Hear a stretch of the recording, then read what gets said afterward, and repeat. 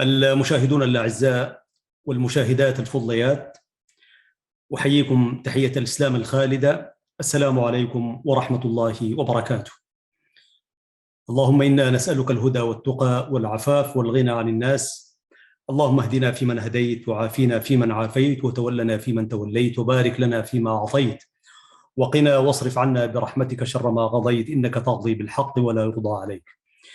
ثم أرحب بكم أيها الإخوة والأخوات في رحاب الحلقة رقم 30 في برنامج مع اللغة العربية، وعنوان الحلقة اليوم تاريخية اللغة العربية في شرق إفريقيا، ذلك نقلا عن رسالة في الدكتوراه للدكتور حامد أحمد حامد رضا، وهو زميل عزيز يطل عليكم عبر هذه الشبكة المباركة في شيء من إشراقات اللغة العربية.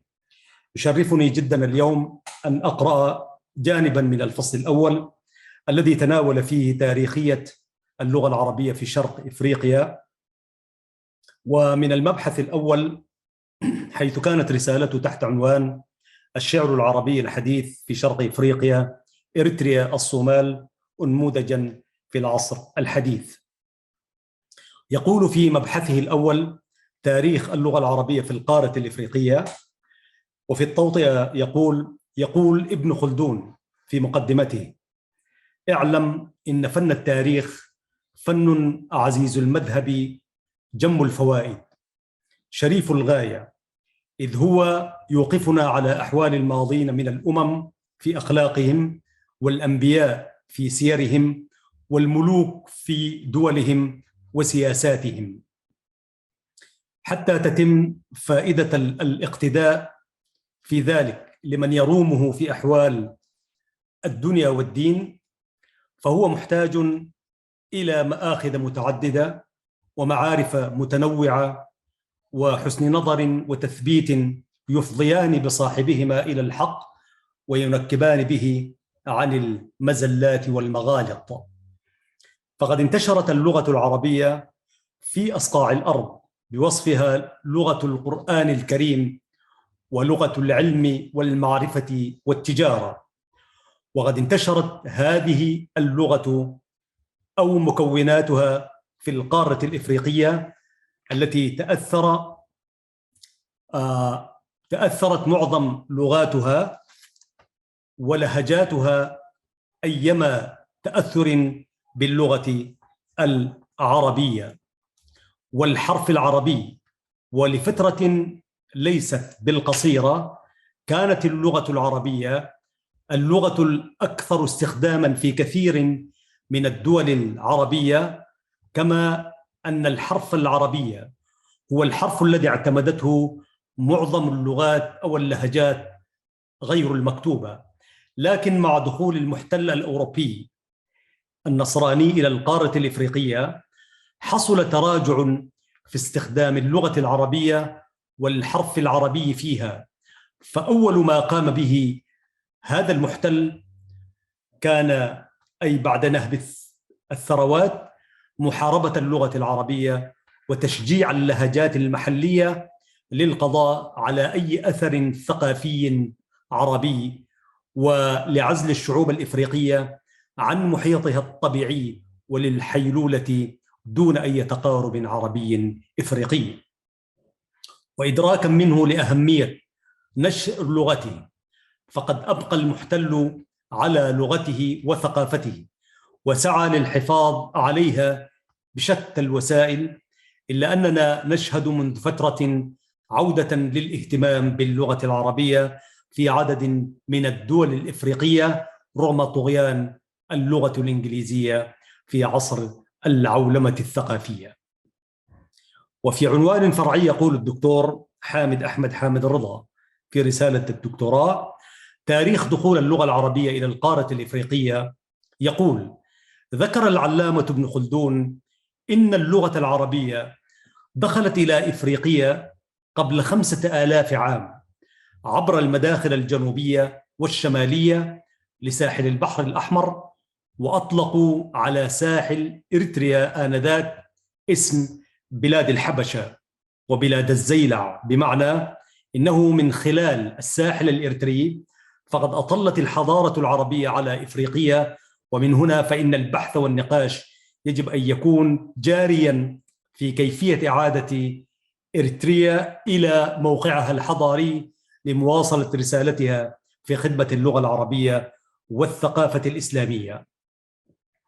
وكان عرب شبه الجزيرة العربية عامة وعرب اليمن وحضرموت وعمان خاصة هم أول من عرف منطقة شرقي إفريقيا قبل غيرهم من الأمم الأخرى، وحتى قبل ظهور الإسلام بعدة قرون. فقد استطاع العرب ومن خلال رحلاتهم البحرية أن يعبروا مضيق باب المندب منذ أقدم العصور، وأن يكتشفوا البلاد الواقعة على الساحل الشرقي الإفريقي من بلاد الدناكلة والحبشة شمالا وحتى موزمبيق ومدغشقر جنوبا. وأدى ظهور الإسلام وانتشاره في إفريقيا إلى ازدياد وشائج الاتصال العربي الإفريقي ورواج كثير من مظاهر الثقافة العربية، ولعل من أهم نتائج التواصل العربي الإفريقي لقرون نشأة الثقافة واللغة السواحلية. وقد ظهرت هذه الثقافة في القرن الثامن الميلادي وتمركزت في منطقة شرق إفريقيا وبعض الجزر المحيطة بها.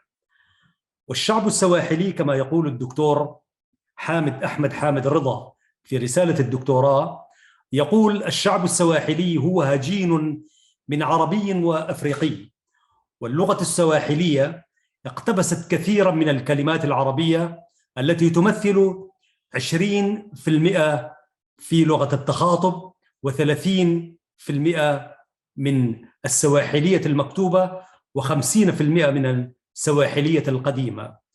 ولقد كتبت اللغة السواحلية أصلا بالحرف العربي مثل كثير من اللغات الإفريقية ذات المنبت المماثل. وبحسب تقدير علماء اللغة في العالم فقد أثرت اللغة العربية تأثيرا ثقافيا واسعا في الميراث الحضاري والتاريخي الإفريقي عبر مناح 4 هي: 1. تأثير اللغة العربية في اللغات الأفرو آسيوية الأخرى السائدة في إفريقيا مثل الصومالية والهوساوية. 2. إسهام اللغة العربية بشكل مباشر في ظهور لغات إفريقية جديدة مثل اللغة السواحلية في شرق إفريقيا، والتي تعد نتاجا للتفاعل والتمازج بين العربية والتركيبات اللغوية الإفريقية. 3. التأثير غير المباشر في اللغات الإفريقية الأخرى، ذلك من خلال لغات وسيطة مثل السواحلية والهوساوية. 4. الدور الذي قامت به اللغة العربية بحسبها أداة اتصال، حيث يقبل عدد كبير من الإفريقيين أو يقبل حقيقة عدد كبير من الإفريقيين على تعلم اللغة العربية، فهي أكثر اللغات انتشاراً في القارة الإفريقية، إذ يتحدث بها نحو 5 سكانها. أما فيما يتعلق بشأن الاحتلال الأوروبي وأثره على اللغة العربية في القارة الإفريقية، يرى الدكتور أحمد حامد في رسالته العلمية الدكتوراه، يقول: بعد نهب لثروات القارة الإفريقية وزرع الفتن وإذكاء الصراعات الإثنية، عمل الاحتلال في الدول الإفريقية على تحطيم وطمس هويتها واستهداف الإسلام وآثاره في القارة الإفريقية، كذلك ملاحقة كل ما هو عربي وإزالته، كما قام بالقضاء على رموز الثقافة العربية وتعطيل كتابة اللغات الإفريقية التي كانت تكتب بالحرف العربي واستبدالها بالحروف اللاتينية. وقد نفذ ذلك على مراحل، فطبعت لأول مرة في الثلاثينيات من القرن الماضي كتب بالحروف اللاتينية بكل من لغتي الهوساوية والسواحلية، وهما أكبر اللغات الإفريقية في غربي القارة الإفريقية وشرقيها، وقد تم تكريس هذا الاتجاه عالميا تحت إشراف اليونسكو. في أواسط الستينيات في مؤتمر عقد في دكار، حيث اعتمدت كتابة اللغات الإفريقية، اعتمدت جميعها بالحروف اللاتينية أو الحرف اللاتيني، ووضعت القواعد الثابتة لذلك. وكان ذلك حدثا خطيرا غاب عنه العرب، وهي خطوة حاسمة تم بها فصل الإفريقيين عن تراثهم المكتوب، وعزل الأجيال الإفريقية ثقافيا عن ماضيها. لازلتم آنساتي سيداتي سادتي مع حلقة في برنامج مع اللغة العربية. وعكس النظام التعليمي الفرنسي في كل تلك الدول المحتلة من قبل فرنسا، سواء في القارة الإفريقية أو غيرها، عكس سياسة الاندماج أو الامتصاص، أي التذويب الثقافي والقضاء على ما يربط الإنسان الإفريقي بمحيطه، خاصة إذا كان المجتمع مسلما ويعرف اللغة العربية.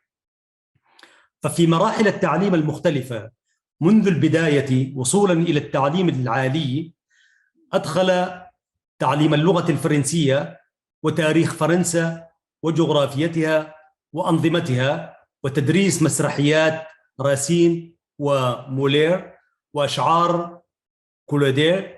وأصر المحتل الفرنسي على أن كل موظفي الإدارة يجب أن يكونوا من خريجي المدارس الفرنسية، وهذا معناه إن التعليم الفرنسي لا التعليم العربي هو الذي يصل بالإنسان إلى الوظائف الرئيسية.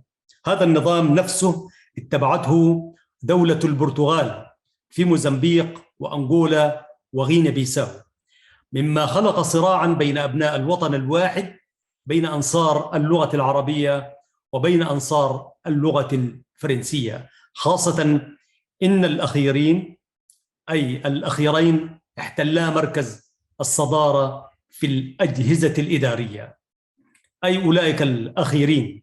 وفي جنوب السودان كان رأي رجال بعض الإرساليات التنصيرية في البداية أن تكون اللغة العربية هي لغة التعليم، وبالرغم مما يبدو من غرابة هذا الموقف فقد كانت له أسباب، منها إنهم وجدوا اللغة العربية لغة تفاهم يمكن استخدامها في التعليم دون تجشم متاعب خلق لغة عامة جديدة. ومنها أيضا ما اعتقده رجال الإرساليات من أن التعليم باللغة العربية سيضمن إقبال شعب الجنوب على مدارسهم، اعتقادا منهم إن التعليم بهذه اللغة سيتيح لهم فرصا أكبر للالتحاق بالوظائف الحكومية، حيث كانت العربية حتى ذلك الحين هي اللغة الأكثر استخداما في إدارات الحكومة، غير أن هذه الاعتبارات المنطقية التي وضعها المنصرون في حسبانهم كانت دون الاعتبارات السياسية التي وضعتها حكومة السودان في خطتها. فقد جاء موقف حاكم عام السودان ونجد ضد رغبة المنصرين، حيث كتب حاكم مديرية بحر الغزال في أواخر عام 1910 يطلب منه بأن تكون الإنجليزية لا العربية هي لغة التعليم في مدارس الإرساليات التنصيرية في جنوب السودان. وقد قامت السياسة البريطانية على الآتي: 1. محاربة اللغة العربية وتشجيع استخدام اللغة الإنجليزية محلها تدريجيا لتستعمل في حالة صعوبة استخدام اللهجات المحلية. 2. تشجيع الموظفين في المديريات الجنوبية على تعلم اللهجات المحلية وبذل كل جهد في هذا الشأن بنشر بعض المجموعات اللغوية المحلية لتيسير اللغة. كما عمد البريطانيون في نيجيريا إلى نقل حروف اللغات المحلية من اللغة العربية إلى الحروف اللاتينية، فضلاً عن عملية القضاء على كتب التراث الإسلامي التي تعرضت للحرق، ذلك للقضاء على كل أثر علمي عربي بعد قطع التيار الحضاري العربي القادم من شمال إفريقيا ومصر تحديداً. وفي غرب إفريقيا عمد المحتل الفرنسي إلى القضاء على اللغة العربية بعد معركة معها في دولة الجزائر خلال 100 عام كاملة، وقد جاء هذا كله بعد أن بلغت اللغة العربية كل وصف وأصبحت لغة التخاطب بين قبائل نصف القارة الإفريقية. وكان حضور الحرف العربي في القارة الإفريقية بارزاً كما يرى الدكتور حامد أحمد.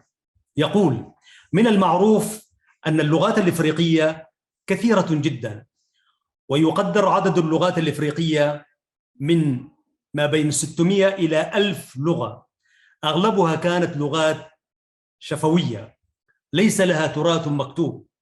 أما اللغات المكتوبة منها وهي حوالي 30 لغة، فكانت كلها تصطنع الحرف العربي في كتاباتها، وبذلك أصبح الحرف القرآني العربي قناة أخرى أساسية للتواصل بين الشعوب الناطقة بهذه اللغات المكتوبة. وقد ظل هذا الأمر كذلك إلى عهد قريب جدا، أي إلى حين سيطرة المحتل على مختلف أنحاء القارة، فناهض الحرف العربي مناهضة لا تقل ضراوة وشراسة عن مناهضته لتعليم القرآن ولغة الضاد نفسهما، وأحل بالقوة حروفه اللاتينية محل الحرف القرآني، فأصبحت هذه اللغات تكتب باللاتينية بدلاً عن أن تكتب، والتي كانت تكتب لقرون طويلة، باللغة العربية. ورغم احتلال أو إحلال الحرف اللاتيني محل الحرف العربي، يرى الدكتور فإن كثيراً من الأفارقة الذين لم ينالوا تعليماً غربياً ظلوا يستعملون الحرف العربي، وأعداد هؤلاء وأمثالهم كبيرة، خاصة في حزام السافانا. واللغات التي تستخدم الحرف العربي قد تأثرت بالنحو والصرف وأوزان الشعر العربي، وهذه اللغات هي أوسع اللغات انتشاراً في القارة الإفريقية، بالإضافة إلى اللغة العربية. وفي حين أن الثقافة الأوروبية لا جذور لها في القارة الإفريقية، وهي نتاج للمحتل بدأ وانتهى في القرن الماضي، فإن العلاقة الثقافية العربية بالقارة الإفريقية تمتد لأكثر من 1000 عام، وهي علاقة التزام عقدي روحي، وآثارها الباقية في الثقافة الإفريقية أكثر كماً وكيفاً. وكذلك فإن المؤلفات التي كتبت باللغة العربية أو باللغات الإفريقية بالحرف العربي هي جميع تراث القارة الإفريقية الفكري. تضاف إلى هذا كله حقيقة أخرى، هي أن الوجود العربي هو وجود أصيل يمتد في القارة الإفريقية امتدادا طويلا، أرضا وبشرا وثقافة. واللغة العربية عزيز المشاهد وعزيزتي المشاهدة هي أكبر اللغات الإفريقية كلها، بل إنها أكبر من أي لغة أوروبية منفردة، وهي لذلك تعد اللغة الإفريقية الحية والعالمية، وتكاد تكون الوحيدة المستعملة رسمياً في المنظمات الإفريقية إلى جانب اللغتين الفرنسية والإنجليزية. أيها الإخوة المشاهدون والمشاهدات الفضليات لشبكة سلام وقناتها الإعلامية، وهذه الحلقة في برنامج مع اللغة العربية، نتوقف قليلاً في استراحة ونعود إليكم بعد فاصل، فكونوا معنا مشاهدينا الأعزاء.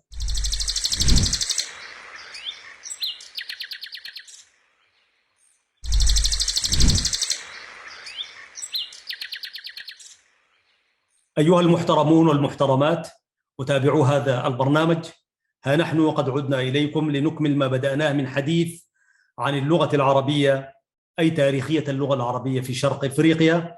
نتحدث نقلا عن رسالة دكتوراه للأخ العزيز الزميل الدكتور حامد أحمد رضا في هذا البرنامج. النقل هو من رسالة الدكتوراه بعنوان الشعر العربي الحديث في شرق إفريقيا، إريتريا، الصومال، أنموذجا في العصر الحديث. يواصل حديثه فيقول الدكتور: بدأت في السنوات الأخيرة تتعزز الدعوة إلى إعادة كتابة اللغات الإفريقية بالحرف العربي، وأيضا عودة اللغة العربية مرة أخرى إلى أراضيها التي عاشت في كنفها قرونا طويلة، تواصلت خلالها وعلى كل المستويات الإنسانية مع سكان القارة الأصليين، فكانت بينهم علاقات نسب ومصاهرة وتجارة وعقيدة جعلت العرب المقيمين في القارة الإفريقية ينصهرون في بوتقة القارة السمراء. على سبيل المثال، فقد أعاد دستور عام 1979 الاعتبار للغة العربية في الصومال بجعلها لغة رسمية للدولة مع اللغة الصومالية، وتبع ذلك أن تبنت الدولة حملة لتقوية اللغة العربية، وكذلك اختارت جزر القمر وجيبوتي اللغة العربية لغة رسمية لهما إلى جانب لغات أخرى. وقد اعتمدت السلطات التشادية اللغة العربية لغة ثانية للبلاد بعد الفرنسية، كما تقوم المؤسسات الإسلامية المحلية وعدد من الدول العربية بدعم التعريب بالبلاد. وكذلك اعتمدت السلطات في دولة النيجر اللغة العربية لغة ثانية بعد الفرنسية، وينتشر تعليم اللغة العربية في المدارس الإسلامية الحديثة. يشير الدكتور عمر عبد الفتاح إلى أن وجود اللغة العربية كلغة رسمية في بعض الدول الإفريقية جنوب الصحراء لا يعد الشكل الوحيد لحضورها هناك، بل نجدها حاضرة بقوة في عدد من الدول الأخرى باعتبارها لغة وطنية لبعض القوميات، بحيث تتحدث تلك القوميات اللغة العربية وتستخدمها في التعامل بين أفرادها، أو تستخدمها كلغة للإدارة أي إدارة الإقليم الذي تقطنه، أو تستخدمها في بعض مراحل التعليم.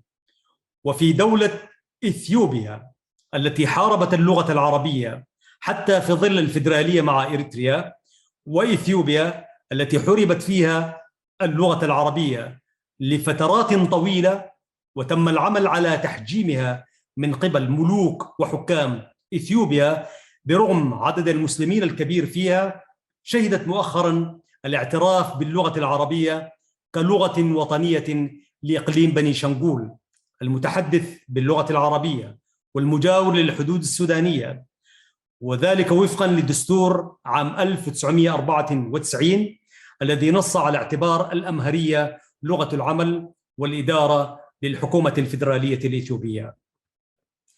أما في دولة مالي، يضيف الدكتور عبد الفتاح، تعد اللغة العربية المتمثلة في اللهجة الحسانية إحدى اللغات الوطنية الأساسية المفصلة أو المفصلة في القانون المتضمن كيفية ترقية اللغات الوطنية، والذي حرره واعتمده المجلس الوطني للنواب عام 1996، وتولت رئاسة الجمهورية نشره وإذاعته. وبناء على هذا القانون تتمتع هذه اللهجة بكافة الحقوق المكفولة لسائر اللغات المحلية، وتلعب نفس الأدوار كالتوعية وعرض نشرات الأخبار في الإذاعة والتلفزة الوطنية. أما في بقية الدول الإفريقية جنوب الصحراء التي لا تستخدم اللغة العربية كلغة رسمية أو كلغة وطنية، فنجد أن حضورها قد يكون ماثلا أيضا من خلال دورها الديني ومن خلال وجودها في منظومة التعليم الأهلي أو الرسمي. أما في وسط القارة الإفريقية باستثناء دولة تشاد وكذلك شمال دولة الكاميرون، لا نكاد نجد للغة العربية أثرا كبيرا، وفي دول جنوب القارة الإفريقية يصل حضور اللغة العربية لأقل معدلاته في دول القارة الإفريقية تقريبا. وربما يعود السبب في ذلك إلى أن الإسلام يمثل دين الأقلية في هذه البلدان، ونحن نعلم أن خريطة انتشار الإسلام تكاد تطابق خريطة انتشار اللغة والثقافة العربية في القارة الإفريقية.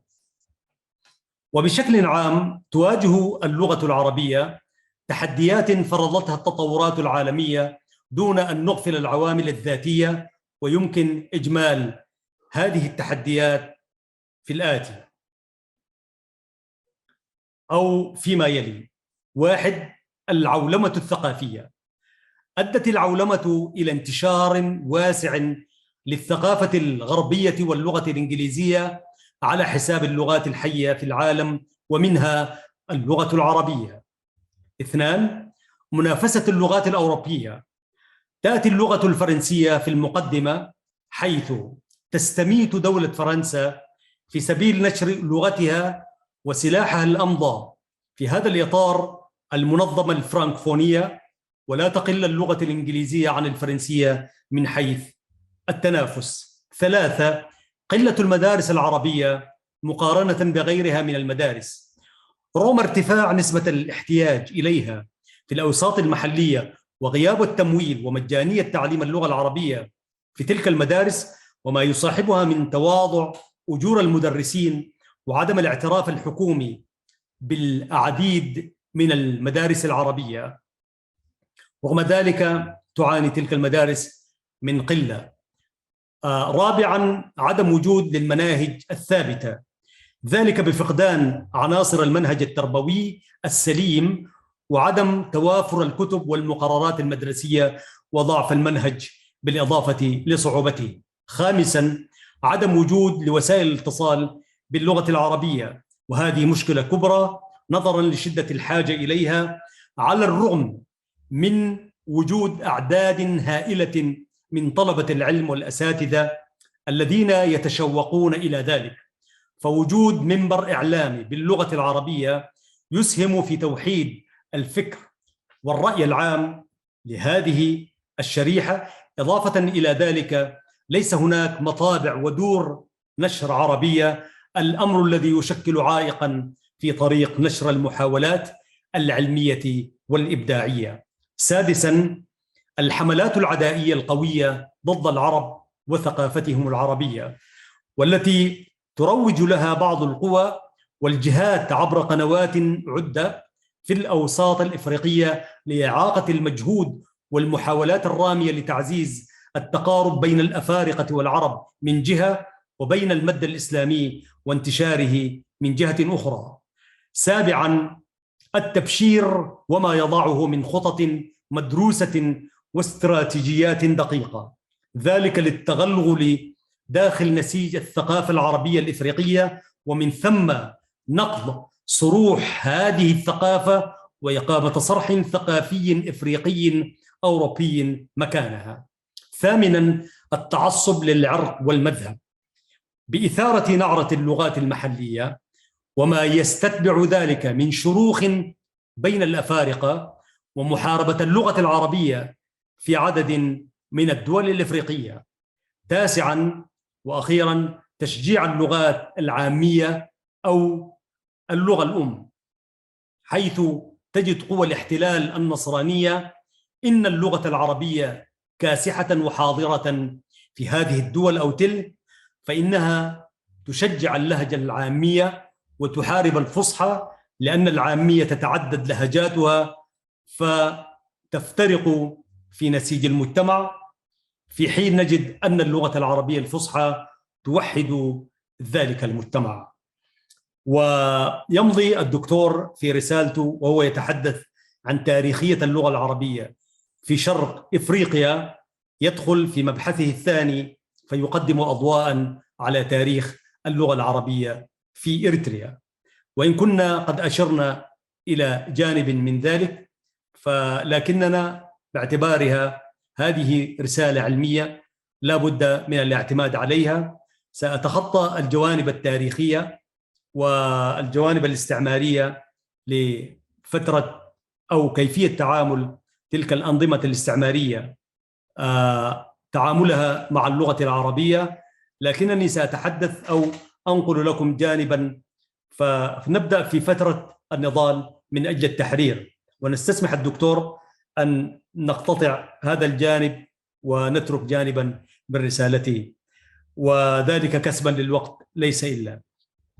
يقول الدكتور حامد أحمد حامد رضا في رسالة الدكتوراه التي جاءت تحت عنوان الشعر العربي الحديث في شرق إفريقيا إريتريا الصومال نموذجا في العصر الحديث، ونتحدث عنه في برنامج مع اللغة العربية تحت عنوان تاريخية اللغة العربية في شرق إفريقيا، وهو نقلا عن الفصل الأول وجزء من المباحث.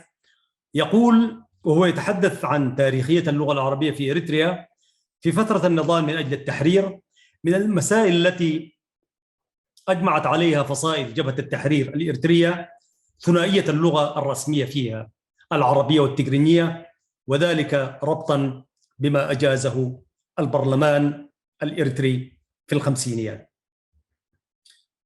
والثورة اعتمدت ذلك، جبهة التحرير اعتمدت اللغتين العربية والتجرينية باعتبارهما لغتين رسميتين يجتمع عليهما الشعب الإريتري منذ فترة الخمسينيات كما يقول الدكتور إبان فترة الاتحاد الفيدرالي، وأن أي تجاوز لهذه الحقيقة سوف يلحق ضررا بالغا بمستقبل تطور البلاد. والحق أن وضع اللغة العربية في أوائل الستينيات وإلى أواخر السبعينيات من القرن الماضي يتمثل في أنها كانت اللغة الرسمية للتفاهم اليومي بين المقاتلين أنفسهم من ناحية والشعب من ناحية أخرى، كما كانت تتم بها المكاتبات الرسمية وغيرها من المعاملات، وكانت لغة التخاطب في الاجتماعات والمهرجانات التي تقيمها الجماهير في المناسبات المختلفة تليها اللغة التجرينية. إلا أن الجبهة الشعبية لتحرير إريتريا التي انشقت عن جبهة التحرير الإريترية عام 1976 أثارت من جديد مسألة اللغة من خلال طرحها مشروعا بديلا للثنائية اللغوية في العربية والتجرينية. هذا المشروع يقوم على فكرة تطوير اللهجات المحلية على أساس أن اللغات الإريترية متساوية، ذلك بعد أن ترسخ مفهوم الثنائية اللغوية والثقافية لدى الشعب الإريتري عبر مرحلة امتدت لأكثر من ربع قرن من الزمان. والجدير ذكره طبق هذا المشروع عندما تولت الجبهة الشعبية لتحرير إريتريا الحكم في إريتريا منذ العام 91 و900 إثر تحرير كامل التراب الإريتري، وتصدت قيادة الجبهة الشعبية لتحرير إريتريا للغة العربية وعدتها لغة غير إريترية، وعملت على تهميشها في جميع نشاطاتها وفي المناسبات الوطنية قبل التحرير، ومارست الإرهاب الفكري ضد كل من يتحدث اللغة العربية والتقليل من مكانتها في أوساط المجتمع الإريتري. وتحت عنوان فرعي الفترة بعد الاستقلال، يقول الدكتور حامد أحمد حامد: إثر سقوط نظام منغستو هايلي مريم في إثيوبيا عام 1991 وانفراد الجبهة الشعبية لتحرير إريتريا بالحكم بعد تحريرها حشدت إمكانيات كبيرة لتطوير وتحديث مفردات اللغة التجرينية، وقامت بتكريس مفهوم مفاده إن اللغة التجرينية هي اللغة الأم في إريتريا، ونجحت في بعض مناطق المسلمين الذين باتوا يتحدثون بلغة التجرينية مع ضعف ارتباطهم باللغة العربية مرحليا دون التخلي نهائيا عن لغتهم وعروبتهم. إن تصور إريتريا كدولة عربية بحكم الموقع الجغرافي والتاريخي والانتماء الحضاري والديني والثقافي أمر طبيعي. نحن ندرك أن الصراع من أجل عروبة إريتريا وجعل هذه المسألة قضية استراتيجية ستكلفنا الكثير من التضحيات في ظل التجاهل العربي لهوية وعروبة إريتريا، ونعلم بأن النظام الدولي بشكل عام ضد العروبة والإسلام، ويأتي دعم نظام الجبهة الشعبية في هذا الاتجاه ليهدد بدوره مسألة التعايش الديني والثقافي برمتها في إريتريا، ولإزالة المعالم العربية في إريتريا وإخماد جذوة اللغة العربية والحيلولة دون اعتمادها كلغة وطنية ورسمية في البلاد. هذا مقتبس وعنده يعني مرجع لمصدر ما. طبعا نحن بنقرأ من رسالة الدكتوراه عبر من جهاز الكمبيوتر، ولذلك العودة إلى المصدر شوية حيكون صعب، لكن هذا الاقتباس أعتقد لواحد من قيادات جبهة التحرير الإريترية، وأعتقد والاعتقاد لا يجوز في رسالة علمية، لكن أحسب أنه للزعيم الشهيد عثمان صالح سبي، هذا فيما أظن يعني. وإن لم يكن كذلك، ولكن لمن يطلع على الرسالة فستجد هذا الكلام هو مسند إلى في المراجع والمراصد كدراسة علمية. ويقول الدكتور: رغم كل الجهود التي تبذل لمحاربة وتهميش العربية والوضع الدقيق الذي تمر به الثقافة العربية في إريتريا والطمس الممنهج للحرف العربي، فإن اللغة العربية متجذرة في إريتريا ولا يمكن القضاء عليها، فهي جزء أساسي من الواقع اللغوي والثقافي والحضاري. وها هي إريتريا ترسل وفدا من الأمانة العامة للاتحاد العام للكتاب والصحفيين الإريتريين لتطلب الانضمام لاتحاد الكتاب العرب، ومع ذلك يبقى الطريق شاقا أمام اللغة العربية في ظل النظام القائم حاليا في إريتريا.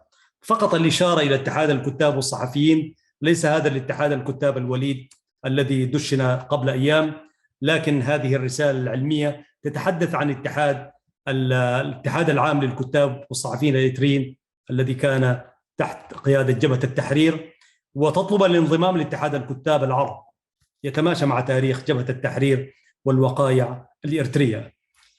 أعزائي المشاهدين والمتابعين الكرام، مع الشكر الجزيل للدكتور حامد أحمد حامد رضا الذي قرأنا جانبا من رسالة الدكتوراه التي جاءت تحت عنوان الشعر العربي الحديث في شرق إفريقيا إريتريا الصومال أنموذجا في العصر الحديث.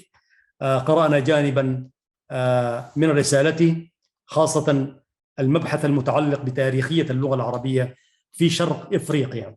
سنقف هنا مع الشكر الجزيل له ولكم سيداتي سادتي عاطر الشكر والتحية والتقدير. أسأل الله سبحانه وتعالى أن يجزي الدكتور خير الجزاء على ما قدم، ولكم أيضا أجر المشاهدة والمتابعة، ولنا أجر المحاولة. نسأل الله دائما أن يجمعنا وإياكم على خير. اللهم لا علم لنا إلا ما علمتنا إنك أنت العليم الحكيم. أسأل الله سبحانه وتعالى أن يجمعنا دائما على خير أيها الإخوة والأخوات. تحية لكم والسلام عليكم ورحمة الله وبركاته. محدثكم أحمد شريف في الإعداد والتقديم، وتحيات الزملاء في الإدارة الفنية والإشراف والإخراج. نلتقيكم بحوله تعالى في الحلقة القادمة، وستكون الحلقة 31. السلام عليكم ورحمة الله وبركاته.